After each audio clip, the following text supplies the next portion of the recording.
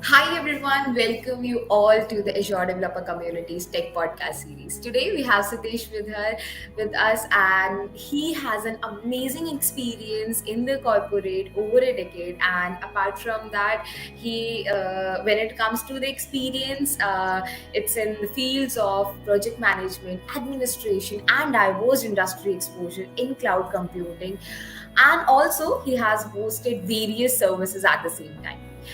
He is also awarded as an officer server and services as well. And apart from that, he is also Microsoft valuable partner. And when it comes to the MVP part, from 2014 to 2023, he has been nominated as an MVP, and he has an exceptional technical contributions to the Azure 365pro.com. So I welcome you, sir, in the today's podcast. Hi, Shavi. How are you? I'm great. I'm great. Good.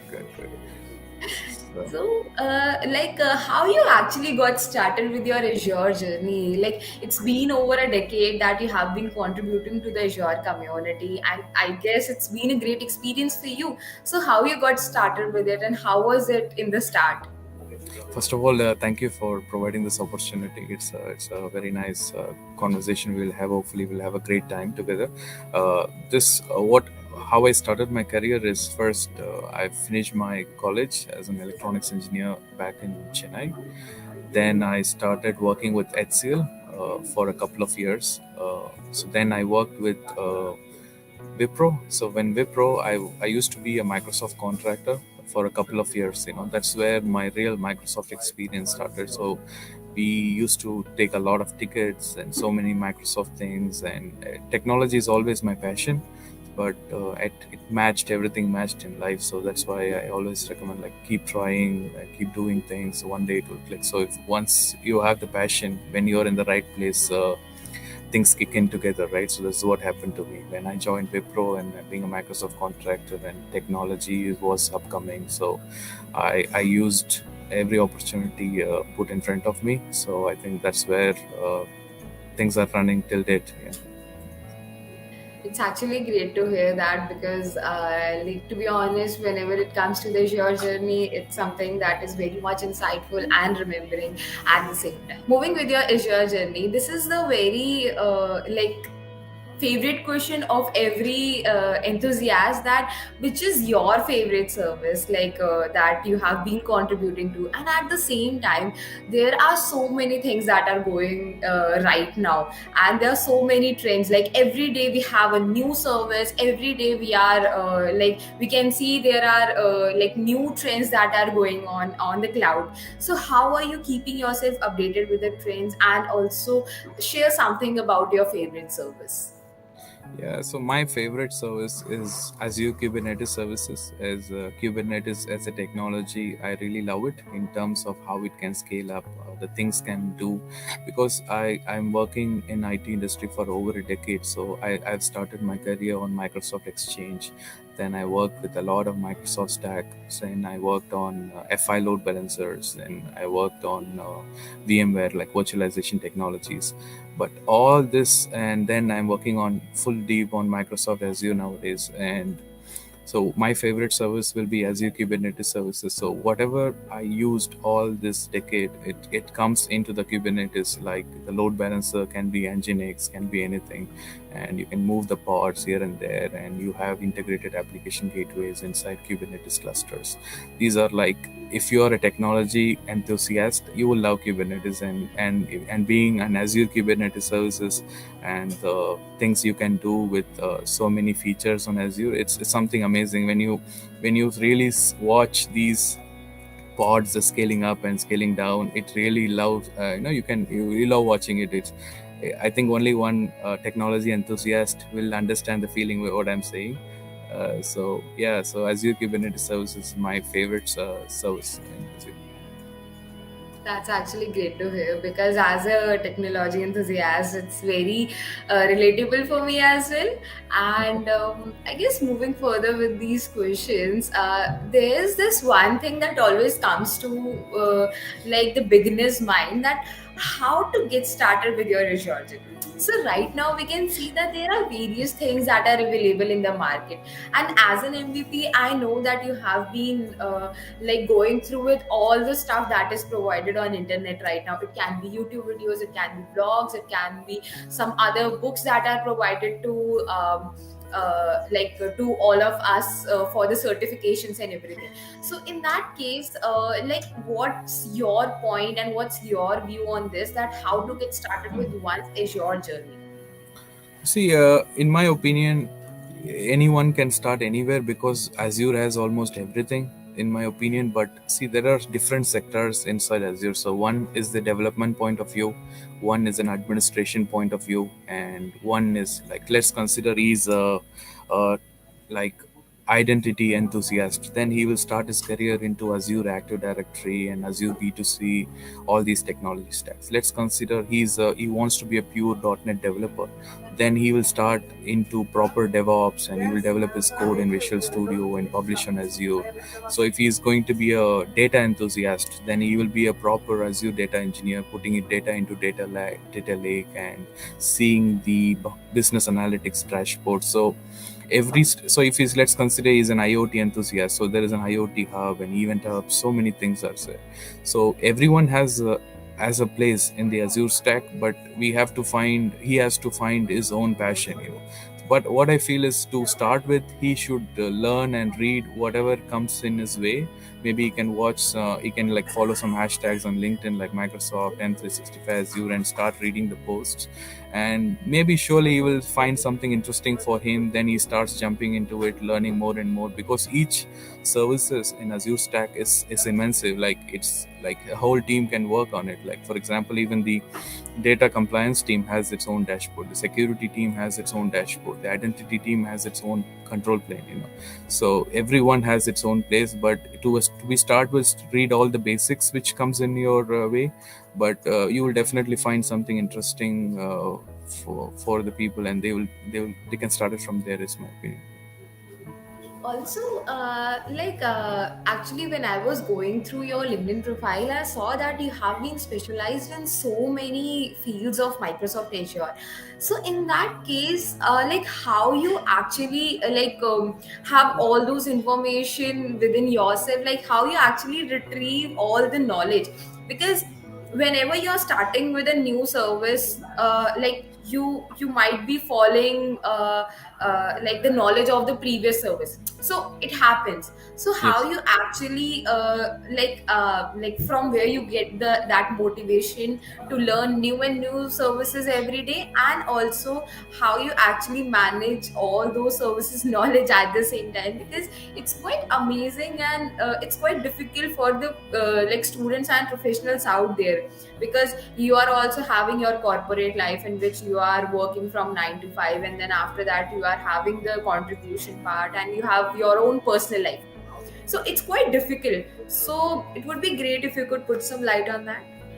Yeah, so to answer that, there are several things which I concentrate on, because technology is my core passion. So it's not like I'm doing like hard work.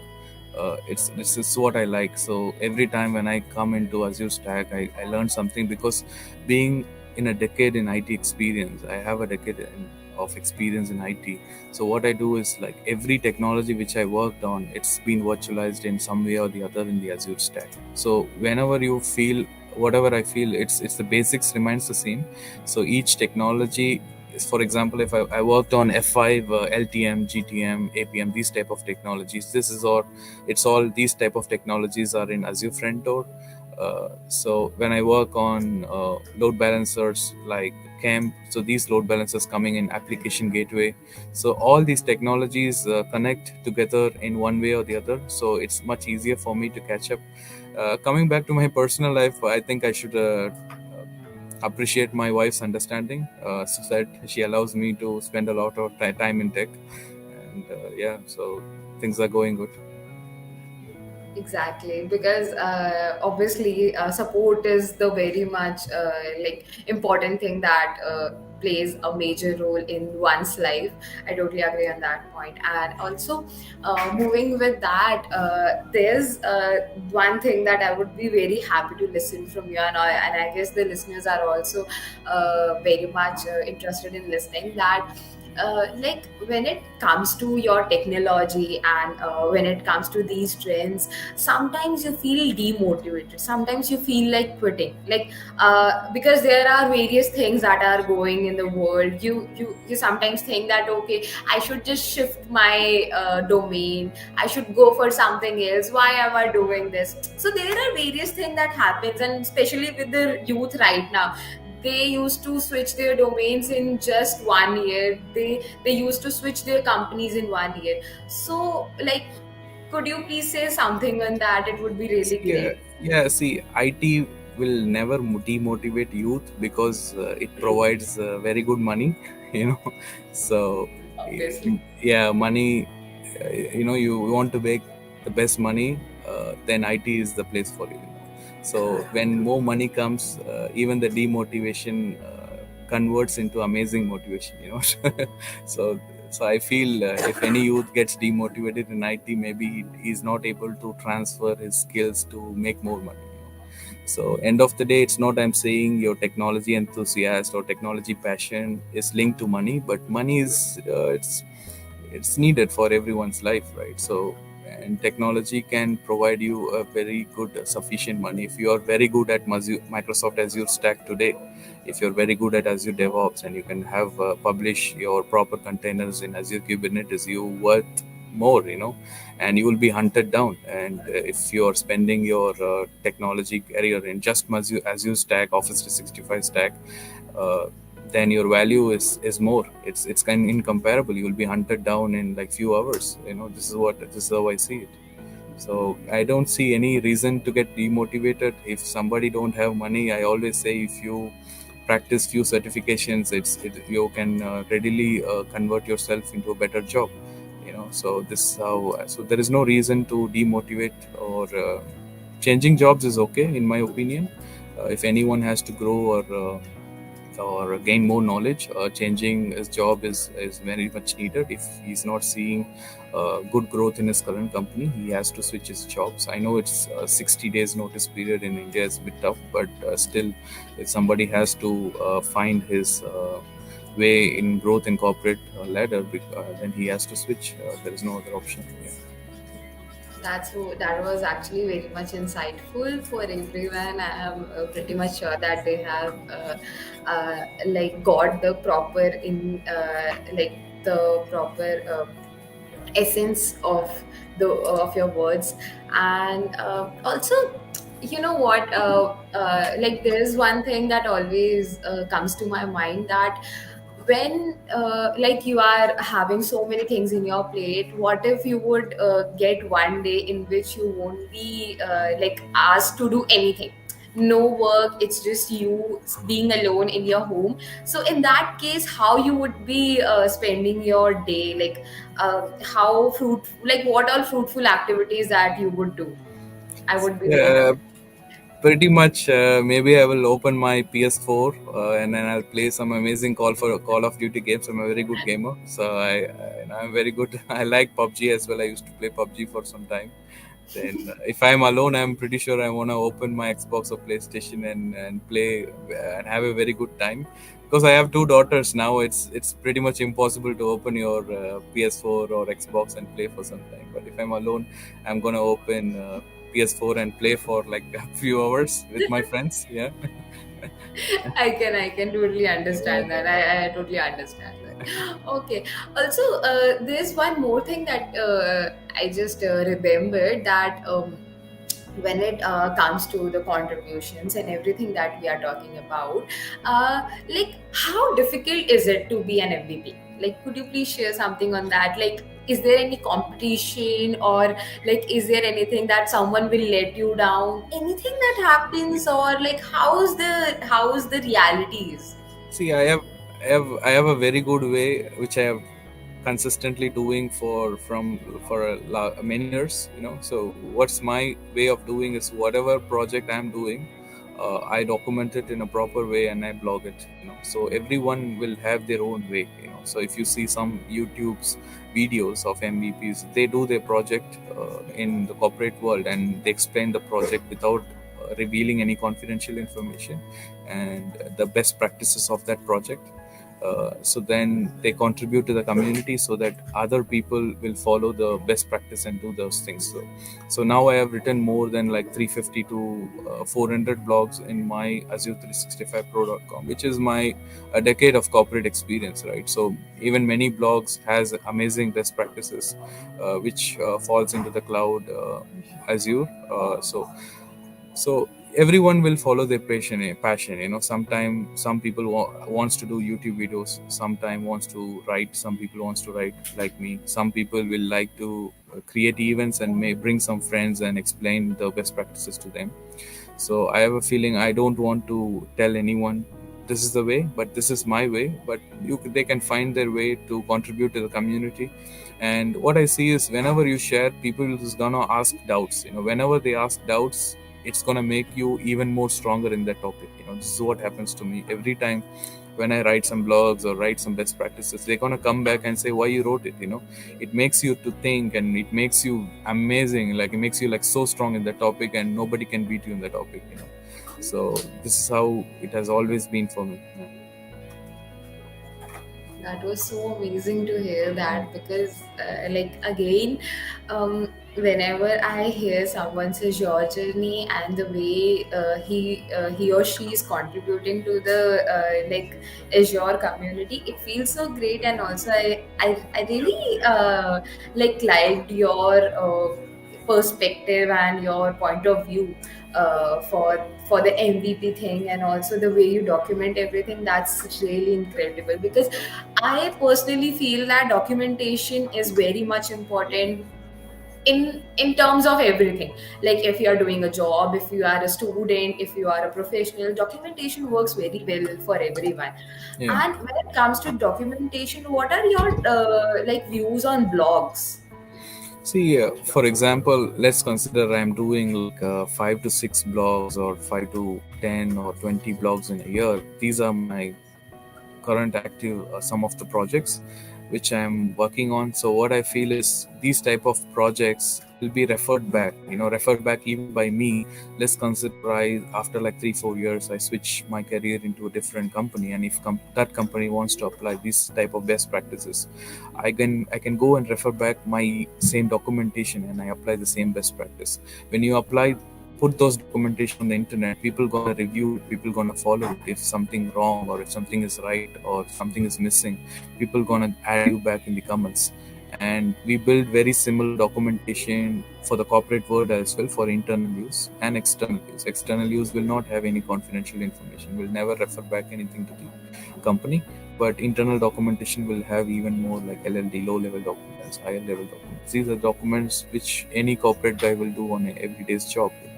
So we're just taking an extra effort, putting proper best practices on the internet, because every day people are coming out of college, people are switching careers, people are switching profiles. Everyone will have their doubts. When you Google, you find some good blog, maybe it helps you someday, right? So I'm just doing for myself, but it's immense hit now, because like I see like 60 to 70,000 people are viewing every month, and it's growing every day. It never demotivates me. So far I'm planning to do this for the next decade or so. This is my thought. That was so great to hear that. Thanks a lot for your amazing insights on these things. And I am pretty much sure it's going to be very, very, very great session for all the listeners out there, and they would be loving it. And also, I have dropped all your socials in the description. You guys can check it out, and also you can connect with him. If you are having any doubt, you can reach out to him over LinkedIn, and I'm pretty much sure he'll help you in any of your or MVP related queries or anything. And thanks a lot, sir, for joining in today. I'm very much glad to have you today, and it was really great having you. And believe me, this podcast would be helping a lot of folks out there. So thanks a lot for joining in today. Thank you, Chavi, and thank you for providing this opportunity, guys. And have a great day. Then. Thank you. Bye. Have a great day. Thank you. Bye bye. Bye.